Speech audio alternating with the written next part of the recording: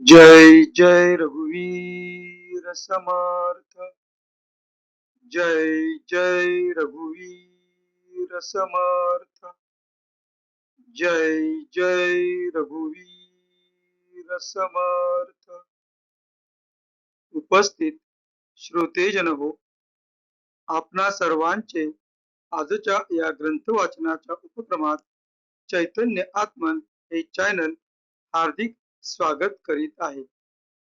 आजचा ग्रंथ वाचनाचा आपला दिवस क्रमांक 132, दिनांक 12 मे 2026 व वार मंगळवार। सध्या आपण समर्थ श्री रामदास स्वामी लिखित सार्थ श्री दासबोध या ग्रंथाचे क्रमशः वाचन करीत आहोत। तेव्हा आजचे वाचन सुरू करण्यापूर्वी प्रथम आपण समर्थ श्री रामदास स्वामी यांना गुरुवंदना अर्पण करूया। गुरुर ब्रह्मा गुरुर्विष्णू गुरुर्देवो महेश्वरः गुरुर साक्षात परब्रह्म तस्मै श्री गुरवे नमः। तस्मै श्री गुरवे नमः। तस्मै श्री गुरवे नमः। जय जय रघुवीर समर्थ। आता आपण सार्थ श्री दासबोध या ग्रंथाच्या श्रवणाच्या फलश्रुतीचे महत्व वाचूया। या फलश्रुतीचे सुंदर असे वर्णन समर्थ श्री रामदास स्वामी यांनी त्यांच्या सार्थ श्री दासबोध या ग्रंथातील प्रथम समासातील प्रथम दशकातील प्रथम समासात केलेले आहे। तेव्हा या फलश्रुतीचे आता आपण वाचन करूया। सर्व संशय एकदम नाहीसे होऊन क्रियेमध्ये म्हणजे आचारामध्ये ताबडतोब फरक पडतो। इथे समर्थ श्री रामदास स्वामी आपणास सुचवित आहेत की जो कोणी व्यक्ती सार्थ श्री दासबोध या ग्रंथाचे नित्यनियमाने वाचन किंवा श्रवण करेल त्या व्यक्तीच्या आचरणामध्ये ताबडतोब फरक पडतो। सायुज्य मुक्तीचे रहस्य कळून येऊन तिच्या प्राप्तीचा सुलभ मार्ग सापडतो। दुसऱ्या बिकट साधनांचे कारण पडत नाही। अज्ञान, दुःख व भ्रांती यांचा नाश होऊन तत्काळ ज्ञानाचा लाभ होतो, अशी या ग्रंथाची फलश्रुती आहे। योग्यांचे परमभाग्य असे वैराग्य अंगामध्ये बांधते। विवेक व चातुर्य यथा योग्य प्राप्त होते। जे कोणी संशयग्रस्त, अवगुणी व अवलक्षणी असतील ते सुलक्षणी, धूर्त, तत्ववेत्ते, चतुर व समयज्ञ असे होतील। आळशी असतील ते उद्योगी होतील। पाप्यांना पश्चाताप होऊन ते शुद्ध होतील आणि भक्ती मार्गाचे निंदक असतील तेही भक्ती मार्गाला वंदन करू लागतील। बद्धांचेच मुमुक्षु होतील व मूर्ख अति दक्ष होतील। अभक्तांना भक्ती मार्गाच्या योगाने मोक्ष मिळेल। अनेक दोषांचा नाश होऊन पतित असतील तेच पावन होतील। तात्पर्य, हा ग्रंथ नुसता ऐकल्याने प्राण्याला उत्तम गती मिळेल। देहबुद्धीमुळे येणारे अनेक प्रकारचे धोके, संशयाचे अनेक धागेदोरे, संसारातील अनेक उद्वेग हा ग्रंथ ऐकल्याने नाश पावतील। हा ग्रंथ ऐकल्याने अधोगतीत चुकून मनास विश्रांती व समाधान मिळेल, अशी या ग्रंथाची फलश्रुती आहे. ज्याचा भावार्थ जसा असेल तसे त्याला फळ मिळेल. जय जय रघुवीर समर्थ.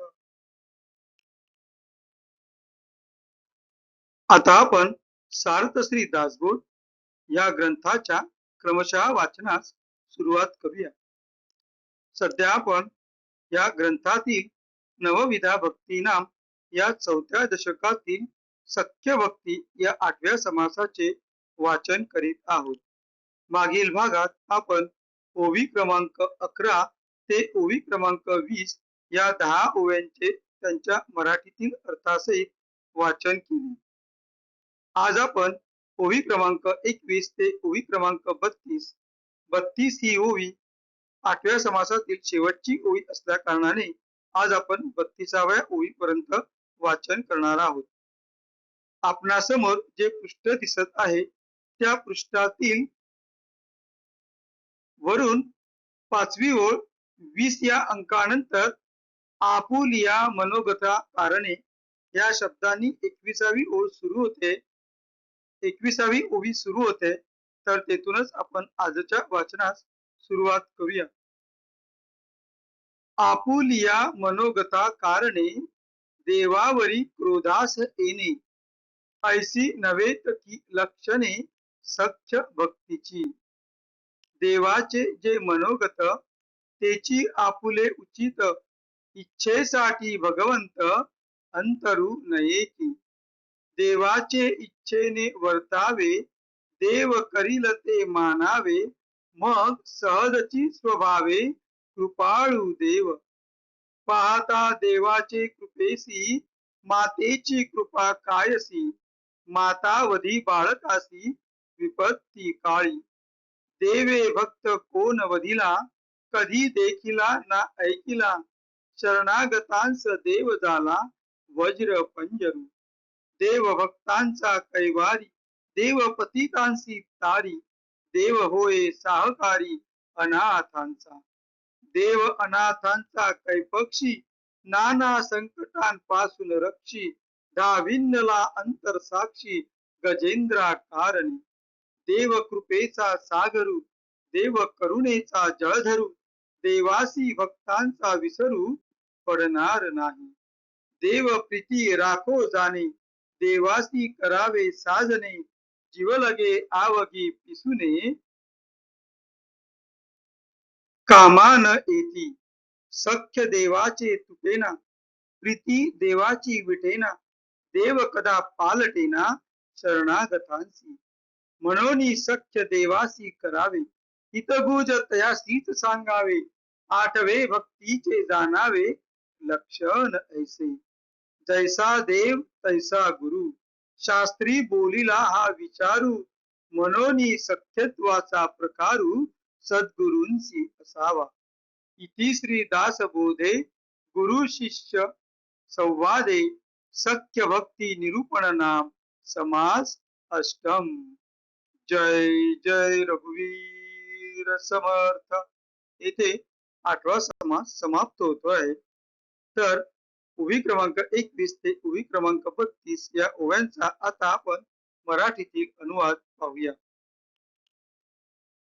आपणासमोर जे पृष्ठ दिसत आहे त्या पृष्ठातील 21 या अंकाने व आपले ऐहिक मनोरथ पूर्ण झाले नाही या शब्दांनी आजच्या मराठीतील अनुवादाच्या वाचनास आपण सुरुवात करीत आहोत. आपले ऐहिक मनोरथ पूर्ण झाले नाहीत, आपल्या मनोरथाचा भंग झाला म्हणून देवावर रागावणे हे काही सख्य भक्तीचे लक्षण नव्हे. ज्या वेळेस जे घडून येईल ते देवाच्या इच्छेने होते असे मानून त्यातच आपले हित आहे. देवाचे जे मनोगत तेच आपले उचित आहे असे समजावे. त्याहून वेगळी अशी इच्छा धरून देवाशी अंतर पाडू नये. आपली वेगळी इच्छा न ठेवता देवाच्या इच्छेने वागावे.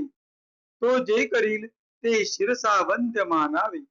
अशा प्रकारे वागले असता देव सहजच कृपा करी. दयाळू देव या अनन्यतेला भुलून सहजच वळतो. पाहू गेले असता देवाच्या कृपेपुढे आईचे प्रेम ते किती. कठीण प्रसंगी एखादी आई आपल्या बालकाचा वध करते, पण देवाने एखाद्या भक्तास मारल्याचे कधी पाहण्यात किंवा ऐकण्यात नाही. शरण आलेल्याचे वज्राच्या कवचाप्रमाणे देव रक्षण करतो. अनन्य भक्ताला देव वज्रपंजर होतो.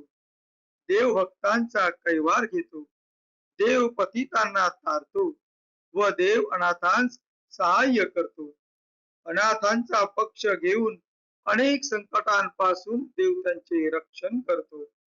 देव अनाथांचा पतितांचा वाली आहे. तो अंतर साक्षी आहे. गजेंद्रासारख्या पशुसाठी सुद्धा ऐन प्रसंगी तो धावत गेला. देव कृपेचा सागर आहे. करुणेचा मेघ आहे. देवास भक्तांचा विसर कधी पडणार नाही. प्रेम कसे राखावे हे देवाला कळते, म्हणून त्याच्याशीच मैत्री करावी, देवाशीच सख्य करावे. जितके जीवाचे जिवलग तितके सगळे खरोखरी वैरी दुर्जन खल आहेत. कोणी उपयोगी पडावयाचे नाही. जीवाचे जिवलग दुसरे कोणी कामास येत नाही. देवाचे सख्य कधी तुटत नाही. त्या जवळचे प्रेम कधी विटत नाही आणि शरणागतांशी तो कधी पालटत नाही. म्हणून देवाशीच सख्य करावे, आपले हितगुज त्यालाच सांगावे, हे 8व्या सख्य भक्तीचे लक्षण समजावे. जसे देवाला तसेच गुरुलाही मानावे असे शास्त्रात सांगितले आहे. म्हणून सद्गुरूंशीही असेच अनन्य सख्यत्वाने वागावे. इति श्री दशक 4 समास 8. येथे 4थ्या दशकातील 8वा समास समाप्त होतो आहे. पुढील समासाचे वाचन करण्यास सुरुवात आपण पुढील भागात पाहूया. आता आपण कृतज्ञतापूर्वक समर्थ श्री रामदास स्वामी यांना वंदन करून आजच्या ग्रंथ वाचनाच्या भागाची सांगता करूया. शुकासारिके पूर्ण वैराग्य जाचे, वसिष्ठा परित्यान योगेश्वराचे, कवी वाल्मिका सारिका मान्य ऐसा, नमस्कार माझा सद्गुरु रामदासा. जय जय रघुवीर समर्थ. उपस्थित श्रोतेजनो, आपण सर्वांनी अगदी मनपूर्वक ग्रंथाच्या या भागाचे श्रवण केल्याबद्दल आपणा सर्वांना खूप खूप धन्यवाद. आपणा सर्वांचे अनेक अनेक आभार. भेटू पुढल्या भागात. जय जय रघुवीर समर्थ.